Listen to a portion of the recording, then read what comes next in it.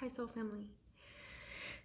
So, another perspective I wanted to share that recently came to me about sharing ourselves with people. And this comes up because I was thinking about sharing. I was thinking about how I perceived sharing my mind and heart with someone, right? And essentially, what I perceived this as was like me pouring out my heart to someone, right? Like you're pouring out your emotions to someone, right? Or and sharing your mind, like you're letting them know all your thoughts, right? And recently, something occurred in my reality that made me really question this notion, because I've been doing a lot of maybe deconditioning, if you want to say, around connection and what that is, like learning how to really connect at a soul level and trust that soul judgment and discernment rather than the ego, right? Connecting at an ego level. And with that came the realization that, oh my gosh, I think metaphysically sharing our mind and our heart, it's not that we give away pieces of ourselves. It's not that we give away our emotions, right? We give away our thoughts, like we're just, what I found is when we're sharing our emotions, especially when they're negative, we're pouring trauma into the situation.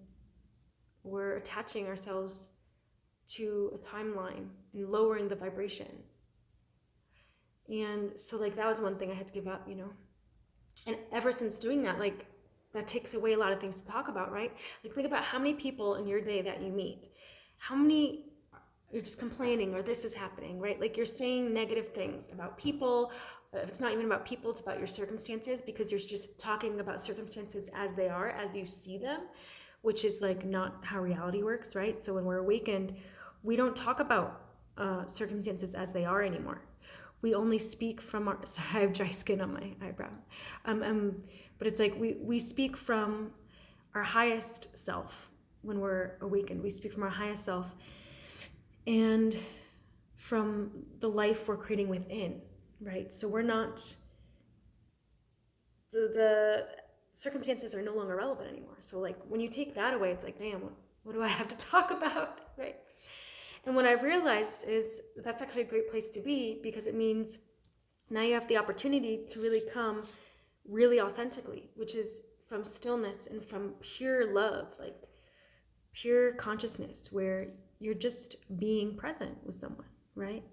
And then, so sharing your mind and heart is actually just, what I found is seeing the other person as God, or seeing the other person as God.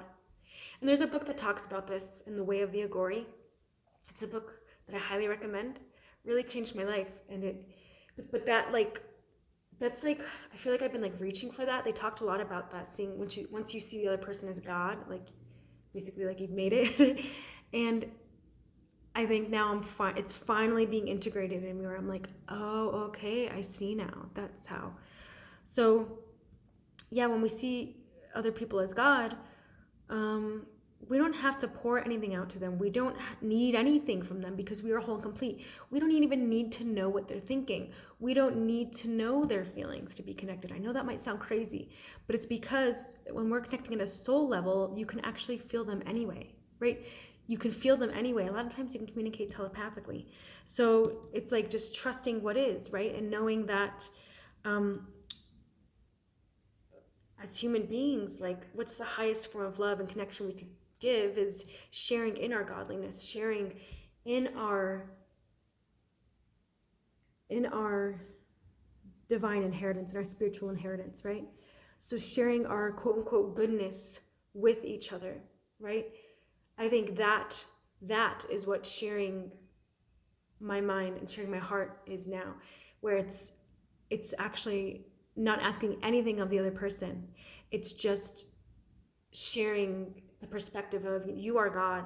I'm always going to see you with the highest intentions. I've always held you in the highest regard. You don't owe me anything. I don't owe you anything. but I see you. Recognition. So I share that because I realized for so long I've been like, I've just been in relationships where it was like, right, emotional unavailability or perceived emotional unavailability. Just like a lot of mystery to people, right? And I really looked in the mirror, reversed this in myself, and saw that, oh my gosh, the mirror is showing me that I wasn't ever sharing my mind or heart, that I thought that I was giving pieces of myself away. And I don't have to do that anymore. And I realized that my reflection meaning the people in my life, right? Especially in romantic relationships, my reflection would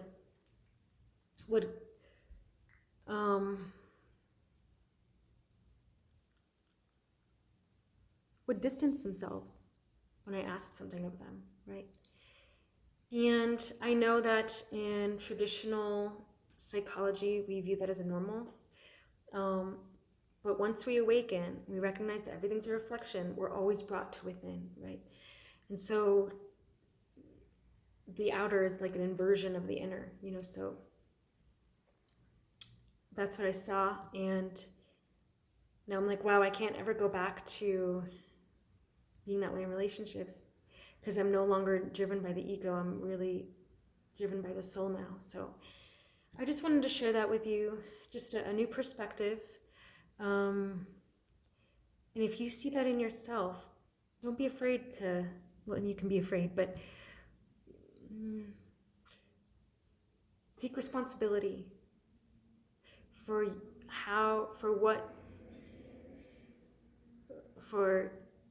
what the reflection is showing you. And be bold and courageous to love differently than the world tells you to be in relationships differently than the world tells you. Because we are our assumptions. That's it, we are our assumptions. So if I'm assuming that this person, whoever's in front of me, my reflection is love, my reflection is God, my reflection is of the highest regard, they want the best for me, that's what we will get, right? That's what I found in my experience anyway. But tell me if you relate to this. Thanks for listening, and I'll see you in the next one.